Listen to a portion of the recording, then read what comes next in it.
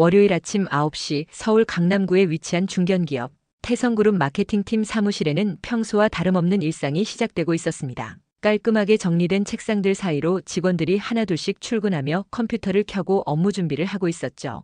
그 중에서도 가장 구석진 자리에 앉은 서유는 오늘도 조용히 자신의 업무에 집중하고 있었습니다. 29살의 서유는 이 회사에 입사한 지 벌써 3년째였어요. 고등학교를 졸업하고 바로 사회에 뛰어든 그녀는 계약직 사원이라는 불안정한 신분이었지만 누구보다 성실하게 일했습니다. 단정한 회색 블라우스에 검은색 정장 바지를 입은 모습은 수수하면서도 깔끔했어요. 화장기 거의 없는 얼굴이지만 또렷한 눈매와 차분한 인상이 인상적이었습니다. 서윤이 담당하는 업무는 주로 자료 정리와 간단한 기획 보조였어요.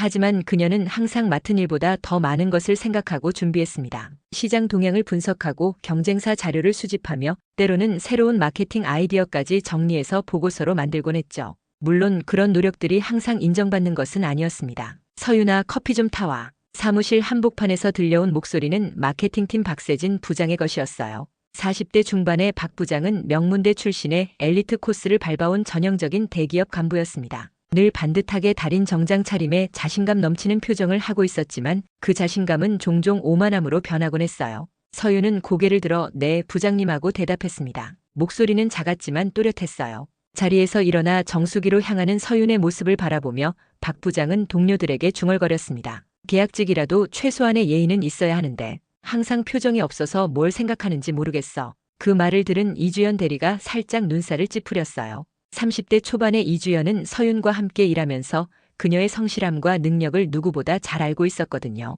서윤이는 일을 정말 잘하는데요, 부장님. 일을 잘한다고? 이주연 대리, 그런 식으로 생각하면 안 돼. 학력이 뒷받침되지 않으면 한계가 있는 법이야. 이래서 학벌이 중요하다는 거지. 박 부장의 말에 사무실 분위기가 어색해졌습니다. 다른 팀원들도 불편한 기색을 보였지만 아무도 직접적으로 반박하지는 않았어요. 조직 내에서 부장의 권위에 맞서기는 쉽지 않은 일이었거든요. 서윤은 커피를 타서 돌아오면서 이런 대화가 오가는 것을 들었지만 표정 하나 변하지 않았습니다. 박 부장의 책상에 커피를 놓고 자신의 자리로 돌아가 다시 업무에 집중했죠. 마치 아무 일도 없었던 것처럼 말이에요. 고마워, 서윤아. 그런데 이 자료 정리 좀 다시 해줄래? 너무 대충한 것 같은데. 박 부장이 건넨 서류를 받아든 서윤은 잠시 내용을 살펴보았습니다. 사실 그 자료는 이미 완벽하게 정리되어 있었어요.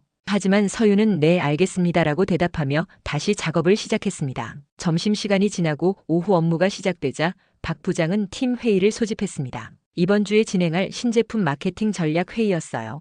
회의실에 모인 팀원들 앞에서 박 부장은 각자의 아이디어를 발표하라고 했습니다. 선임 사원들이 차례로 발표를 마친 후 서윤의 차례가 되었어요. 서윤은 조심스럽게 자리에서 일어나 준비해온 기획안을 꺼냈습니다. 지난 일주일 동안 밤늦게까지 준비한 소중한 결과물이었죠. 저는 타겟 고객층을 세분화해서 각각에 맞는 차별화된 마케팅 전략을 제안하고 싶습니다. 서윤의 목소리는 작았지만 자신감이 있었어요. 그녀가 제시한 아이디어는 기존의 획일적인 마케팅 방식을 벗어나 소비자의 라이프 스타일에 따른 맞춤형 접근을 제안하는 것이었습니다. 시장 조사 데이터와 경쟁사 분석까지 포함된 체계적인 내용이었죠. 하지만 박 부장의 반응은 냉담했습니다. 서윤의 발표가 끝나자마자 기획안을 집어들더니 천천히 살펴보기 시작했어요. 그리고는 팀원들이 보는 앞에서 그 기획안을 반으로 찢어버렸습니다. 이런 게 기획안이야? 현실성이 전혀 없어. 너 같은 계약직이 뭘 안다고 이런 허황된 아이디어를 내놓는 거야?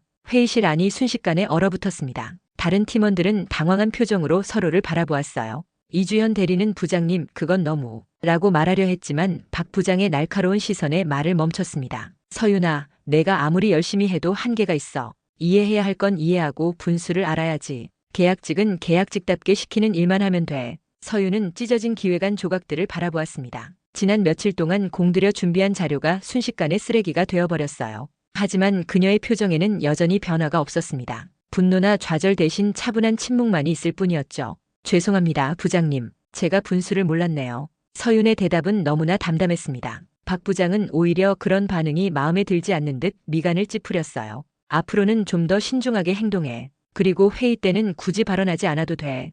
회의가 끝나고 팀원들이 하나둘 자리를 떠나는 동안 서윤은 바닥에 떨어진 기획안 조각들을 주워 담았습니다. 이주연 대리가 다가와 도와주려 했지만 서윤은 조용히 고개를 저었어요. 괜찮습니다, 이 대리님. 그날 저녁 서윤은 평소보다 일찍 퇴근 인사를 하고 사무실을 나섰습니다. 엘리베이터 안에서 혼자가 되자 그녀는 깊은 한숨을 쉬었어요. 거울에 비친 자신의 모습을 바라보며 잠시 생각에 잠겼습니다. 엘리베이터가 1층에 도착하고 문이 열렸을 때 서윤의 눈가에는 작은 눈물 한 방울이 맺혀 있었어요. 하지만 그녀는 그것을 재빨리 닦아내고 당당하게 걸어나갔습니다. 내일도 또 다른 하루가 기다리고 있었거든요. 다음 날 화요일 아침, 평소와 다른 분위기가 회사 전체를 감돌고 있었습니다. 로비에는 평소에 볼 수 없었던 검은색 정장을 입은 사람들이 여러 명 서 있었어요. 비서실 직원들로 보이는 이들의 존재감이 예사롭지 않았습니다. 서윤은 평소처럼 정시에 출근해서 자신의 자리에 앉았어요. 하지만 사무실 분위기가 어수선했습니다. 직원들이 모여서 수군거리는 소리가 여기저기서 들려왔죠. 회장님, 비서들이 왜 이렇게 많이 와 있지? 뭔가 큰일이 있나? 혹시 구조조정 얘기 아닐까? 이주연 대리가 서윤에게 다가와 작은 목소리로 말했습니다. 서윤아, 오늘 분위기가 좀 이상하지? 아침부터 임원들이 부산하게 움직이고 있어. 서윤은 고개를 끄덕이며 대답했어요.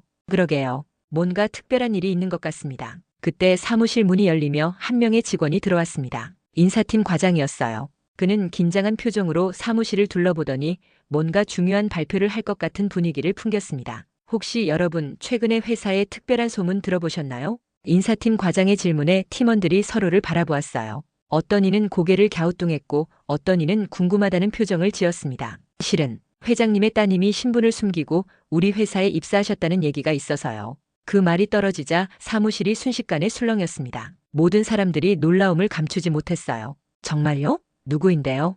어느 부서에 계신다는 거예요? 신분을 숨기고 있다니 이유가 뭘까요? 질문들이 쏟아져 나왔지만 인사팀 과장은 구체적인 답변을 피했습니다. 아직 확실하지 않은 정보라서 그냥 그런 얘기가 있다는 정도로만 알아두세요. 인사팀 과장이 나간 후 사무실은 완전히 들끓었어요. 모든 사람들이 서로를 의심스러운 눈으로 바라보기 시작했습니다. 평소에 눈에 띄지 않던 직원들까지 새롭게 관찰 대상이 되었죠. 박 부장도 이 소문에 상당히 관심을 보였습니다. 평소 학벌과 출신을 중시하던 그였기에 회장님의 딸이라는 존재에 대해 특별한 관심을 가질 수밖에 없었어요. 도대체 누구일까? 우리 팀에는 아닐 텐데. 박 부장은 팀원들을 하나씩 살펴보기 시작했습니다. 하지만 누구도 회장님의 딸 같아 보이지는 않았어요. 모두 평범한 회사원들이었거든요. 서윤만은 이런 소동에 별다른 관심을 보이지 않았습니다. 평소처럼 묵묵히 자신의 업무에 집중하고 있었어요. 하지만 그녀의 침착한 모습이 오히려 더욱 눈에 띄었습니다. 점심시간이 되자 소문은 더욱 구체화되기 시작했어요. 식당에서, 복도에서, 휴게실에서 직원들의 대화 주제는 오직 하나였습니다. 들었어? 마케팅 부서 쪽이라는 얘기도 있던데? 정말? 그럼 우리가 아는 사람일 수도 있겠네. 이런 대화들이 서윤의 귀에도 들렸지만 그녀는 여전히 아무런 반응을 보이지 않았어요. 다만 평소보다 조금 더 조용해 보였을 뿐이었습니다. 오후 2시쯤 박 부장의 전화기가 울렸습니다. 발신자 표시를 본 박 부장의 얼굴이 긴장으로 굳어졌어요. 회장 비서실에서 걸려온 전화였거든요. 네, 박세진 부장입니다. 전화를 받는 박 부장의 목소리가 평소보다 한 톤 높아졌어요. 팀원들은 모두 그의 표정 변화를 주시했습니다. 네, 지금 즉시요? 알겠습니다. 바로 올라가겠습니다. 전화를 끄는 박 부장은 당황한 기색을 감추지 못했어요. 회장실로 즉시 올라오라는 연락이었거든요. 이런 일은 지금까지 한 번도 없었던 일이었습니다. 잠깐 회장실에 다녀올게요. 제가 없는 동안 각자 업무 진행하고 있어. 박 부장이 사무실을 나간 후 팀원들 사이에서는 더욱 많은 추측이 오갔어요. 부장님이 회장실에 불려갔다는 건 뭔가 중요한 일이 있다는 거 아니야? 혹시 우리 팀 누군가가 정말 회장님 딸인가? 이주연 대리는 서윤을 살짝 바라보았습니다. 평소 서윤의 행동이나 말투에서 뭔가 특별한 것을 느꼈던 터였거든요. 하지만 확신할 수는 없었어요. 한편 회장실에서 박 부장은 박정우 회장과 마주 앉아 있었습니다. 60대 초반의 박 회장은 온화하면서도 카리스마 있는 인상이었어요. 그는 박 부장을 조용히 바라보며 입을 열었습니다. 박 부장, 우리 회사 직원들 관리는 잘 되고 있나요? 네, 회장님. 최선을 다해 관리하고 있습니다. 특히 신입사원이나 계약직 직원들에 대한 관리는 어떤가요? 박 부장은 갑자기 왜 이런 질문을 하는지 이해할 수 없었어요. 하지만 성실하게 대답했습니다. 모든 직원들을 공정하게 대우하고 있습니다, 회장님. 박 회장은 잠시 침묵했다가 다시 말했어요. 공정하게 대우한다는 것이 정확히 무슨 의미인지 다시 한번 생각해 보시기 바랍니다. 그리고 앞으로는 더욱 신중하게 행동하세요. 박 부장은 회장의 말이 무슨 뜻인지 정확히 파악할 수 없었지만 뭔가 경고성 메시지라는 것은 느낄 수 있었어요. 네, 알겠습니다, 회장님. 회장실에서 나온 박 부장의 얼굴은 새하얗게 질려 있었습니다. 엘리베이터 안에서 그는 자신의 최근 행동들을 되돌아보기 시작했어요. 혹시 자신이 무언가 잘못했던 일이 있었나 하고 말이죠. 사무실로 돌아온 박 부장은 평소와 다른 모습이었습니다. 긴장한 기색이 역력했고 팀원들을 바라보는 시선도 예전과 달랐어요. 특히 서윤을 볼 때마다 뭔가 의심스러운 표정을 짓곤 했습니다. 그때 박 부장의 컴퓨터에 메일 알림이 떴어요. 발신자는 인사팀이었습니다. 제목은 직원 정보 확인 요청이었죠. 박 부장은 서둘러 메일을 열어보았습니다. 메일 내용은 간단했어요. 회사 인사 시스템에 접속해서 팀원들의 상세 정보를 다시 한번 확인해달라는 내용이었습니다. 박 부장은 즉시 인사 시스템에 로그인했어요. 그리고 그가 확인한 것은 충격적인 사실이었습니다. 박 부장의 손이 마우스 위에서 떨리기 시작했습니다. 화면에 나타난 정보를 믿을 수 없다는 표정으로 몇 번이고 다시 확인했어요. 서윤의 개인정보 화면에는 분명히 적혀 있었습니다. 서윤 박정우 회장 장녀. 가족관계란에는 명확하게 박정우와의 관계가 부녀로 표시되어 있었어요. 박 부장은 머리가 하얗게 변하는 것을 느꼈습니다. 지난 3년 동안 자신이 서윤에게 어떻게 행동했는지가 주마등처럼 스쳐 지나갔거든요. 특히 어제 회의실에서 서윤의 기획안을 찢어버렸던 장면이 생생하게 떠올랐어요.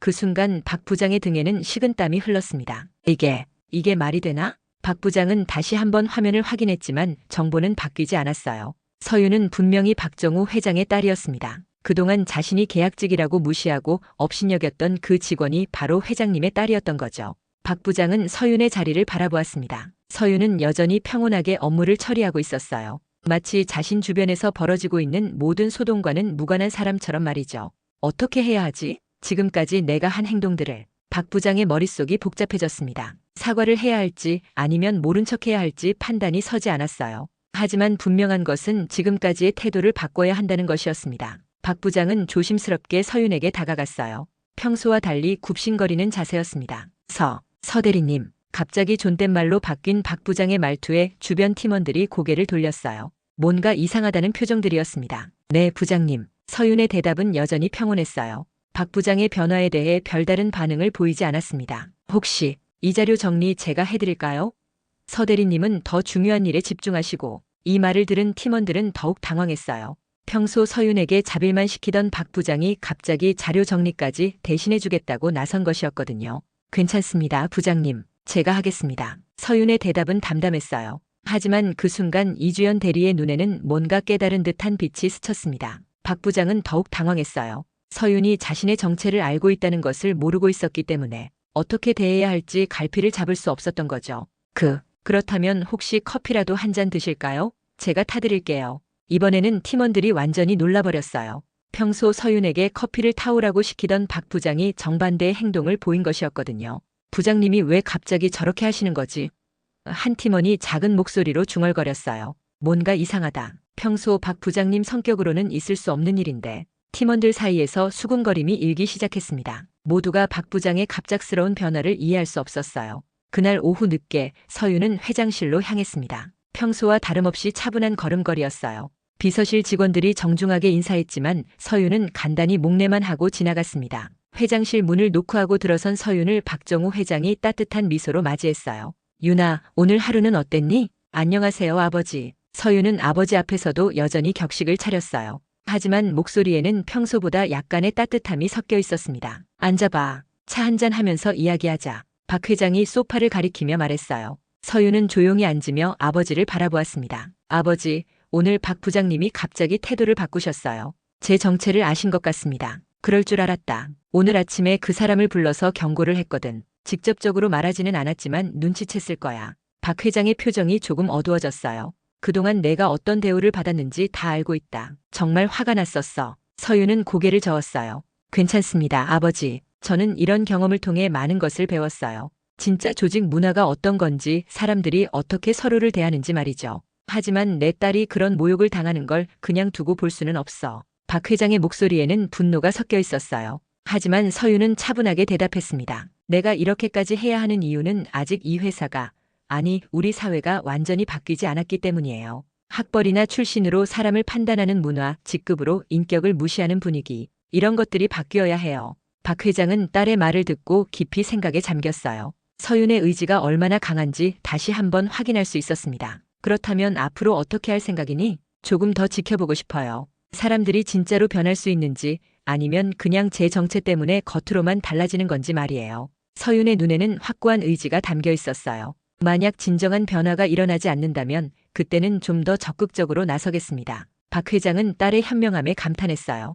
단순히 권력으로 문제를 해결하려는 것이 아니라 근본적인 변화를 추구하는 모습이었거든요. 알겠다. 진짜 변화를 만들고 싶다면 끝까지 해봐라. 아버지가 뒷받침해 줄게. 감사합니다, 아버지. 하지만 너무 직접적으로 도와주시지는 마세요. 제가 스스로 해내고 싶어요. 두 사람의 대화는 1시간 정도 계속되었어요. 아버지와 딸이라는 관계를 넘어서 한 명의 경영자와 미래의 리더로서의 진지한 대화였습니다. 회장실을 나선 서윤은 다시 평소의 모습으로 돌아갔어요. 복도에서 마주친 직원들에게 조용히 인사하며 엘리베이터로 향했습니다. 다음 날 아침 박 부장은 평소보다 일찍 출근했습니다. 밤새 잠을 이루지 못했던 그의 얼굴에는 피로가 역력했어요. 어떻게 서윤에게 접근해야 할지, 그동안의 실수를 어떻게 만회해야 할지 고민하느라 밤을 새웠거든요. 서윤이 출근하자 박 부장은 즉시 달려갔습니다. 서 대리님, 좋은 아침입니다. 평소와 완전히 다른 밝은 목소리였어요. 팀원들은 또다시 당황한 표정을 지었습니다. 네, 안녕하세요, 부장님. 서윤의 대답은 여전히 담담했어요. 박 부장의 과도한 친근함에도 불구하고 평소와 다름없는 반응을 보였습니다. 혹시 어제 늦게까지 일하셨나요? 많이 피곤해 보이시는데. 박 부장이 세심하게 관찰하며 말했어요. 하지만 서윤은 별다른 반응을 보이지 않았습니다. 괜찮습니다, 부장님. 그때 박 부장의 이메일에 중요한 메일 하나가 도착했어요. 인사팀에서 보낸 것이었는데 제목만 봐도 심상치 않았습니다. 긴급 마이너스 보직 변경 관련 통보. 박 부장은 서둘러 메일을 열어보았어요. 내용을 읽는 그의 얼굴이 점점 창백해졌습니다. 박세진 부장님께 회사 정책에 따라 다음과 같이 보직을 변경하오니 확인하시기 바랍니다. 마케팅팀 부장직 해임, 영업지원팀 과장으로 재배치, 발령일 즉시, 인사팀 드림. 박 부장은 믿을 수 없다는 표정으로 메일을 다시 읽어보았어요. 부장에서 과장으로의 강등, 그것도 즉시 발령이라니 상상도 못한 일이었습니다. 바로 그때 전 직원에게 발송된 공지 메일이 도착했어요. 전 직원 공지, 서윤 대리 전략기획실 정식 발령 및 차장 승진 발령. 발령일 즉시. 앞으로 서윤 차장님께서는 전략기획 업무를 총괄하게 됩니다. 이 공지를 본 사무실 전체가 순식간에 술렁였어요. 모든 시선이 서윤에게 집중되었습니다. 서윤이가 차장으로 승진? 전략기획실이라고? 그게 어떤 부서야? 계약직에서 갑자기 차장이라니. 팀원들의 놀라움은 이루 말할 수 없었어요. 하지만 이제는 서윤의 정체에 대한 의구심도 함께 커졌습니다. 이주연 대리가 조심스럽게 서윤에게 다가왔어요. 축하해, 서윤아. 아니, 서윤 차장님. 고맙습니다, 이 대리님. 하지만 여전히 편하게 불러주세요. 서윤의 대답은 여전히 겸손했어요. 승진에도 불구하고 변하지 않은 모습이었습니다. 박 부장은 자신의 자리에서 멍하니 앉아 있었어요. 모든 것이 한순간에 뒤바뀐 상황을 받아들이기 어려웠거든요. 그동안 무시했던 서윤이 자신보다 높은 직급이 되었다는 사실이 믿기지 않았습니다. 이게 다 내가 잘못되었기 때문인가. 박 부장은 후회와 절망감에 빠졌어요. 하지만 이미 되돌릴 수 없는 일이었습니다. 일주일 후 전 직원이 참석하는 원래 회의가 열렸습니다. 대회의실에는 모든 부서의 직원들이 모여 있었어요. 평소와 다른 점이 있다면 서윤이 발표 좌석에 앉아 있다는 것이었습니다. 박 부장은 맨 뒤쪽 구석진 자리에 앉아 있었어요. 과장으로 강등된 후 그의 위치도 자연스럽게 뒤로 밀려났습니다. 고개를 들지 못하고 시선을 바닥에 고정한 채 앉아 있는 모습이 쓸쓸해 보였어요. 박정우 회장이 회의실에 입장하자 모든 직원들이 일어나 인사했습니다. 회장은 간단한 인사말 후 서윤을 소개했어요. 오늘은 새로 전략기획실을 맡게 된 서윤 차장이 우리 회사의 앞으로 나아갈 방향에 대해 발표하겠습니다. 서윤은 차분하게 자리에서 일어났어요. 평소와 다름없는 수수한 차림이었지만 이제는 그 모습에서 다른 무언가가 느껴졌습니다. 자신감과 당당함이었죠. 안녕하세요, 서윤입니다. 서윤의 첫 마디가 회의실 전체에 울려 퍼졌어요. 목소리는 작지만 명확했습니다. 저는 지난 3년 동안 이 회사에서 계약직으로 일해왔습니다. 그 기간 동안 많은 것을 보고 느꼈어요. 회의실이 조용해졌어요. 모든 사람들이 서윤의 말에 집중하고 있었습니다. 우리 회사는 좋은 기술과 훌륭한 인재들을 가지고 있어요. 하지만 아직 개선해야 할 부분들이 있습니다. 특히 조직 문화 면에서 말이죠. 서윤은 프레젠테이션 화면을 넘기며 계속 말했어요. 직급이나 학벌로 사람을 판단하는 것이 아니라 그 사람의 능력과 인격으로 평가하는 문화를 만들고 싶습니다. 모든 직원이 존중받는 회사, 그것이 제가 추구하는 목표입니다. 박 부장은 서윤의 말을 들으며 자신의 과거 행동들을 떠올렸어요. 얼굴이 화끈거렸습니다. 앞으로 우리 회사는 수평적 소통을 기반으로 한 조직 문화를 구축할 것입니다. 누구든지 좋은 아이디어가 있으면 자유롭게 제안할 수 있고 그것이 정당하게 평가받을 수 있는 시스템을 만들겠어요. 서윤의 발표가 계속되면서 회의실 분위기도 점점 진지해졌어요. 많은 직원들이 고개를 끄덕이며 공감을 표했습니다. 마지막으로 한 가지 말씀드리고 싶은 것이 있습니다. 서윤이 잠시 말을 멈추고 회의실을 둘러보았어요. 그리고 박 부장이 앉은 쪽을 바라보며 말했습니다. 직급보다 중요한 건 사람에 대한 존중이라고 생각합니다. 부장이든 사원이든 정규직이든 계약직이든 모든 사람은 동등한 인격체로서 존중받을 권리가 있어요. 이것이 제가 이 회사에서 실현하고 싶은 가장 중요한 가치입니다. 발표가 끝나자 회의실에서 박수가 터져 나왔어요. 진심 어린 박수였습니다. 많은 직원들이 서윤의 말에 깊이 공감했거든요. 박 부장도 박수를 쳤지만 그의 손은 떨리고 있었어요. 부끄러움과 후회, 그리고 앞으로에 대한 두려움이 뒤섞인 복잡한 감정이었습니다. 회의가 끝난 후 서윤은 박 부장에게 다가갔어요. 박 과장님, 잠깐 이야기할 수 있을까요? 박 부장은 고개를 들어 서윤을 바라보았어요. 그의 눈에는 두려움이 가득했습니다. 정말 죄송합니다. 그동안 제가. 서윤은 손을 들어 박 부장의 말을 멈췄어요. 과거 일은 이제 됐어요. 중요한 건 앞으로입니다. 박 과장님도 새로운 마음으로 시작하셨으면 좋겠어요. 저희는 모두 같은 회사의 동료니까요. 서윤의 말에 박 부장의 눈에 눈물이 맺혔어요. 복수나 보복이 아닌 용서와 포용이었거든요.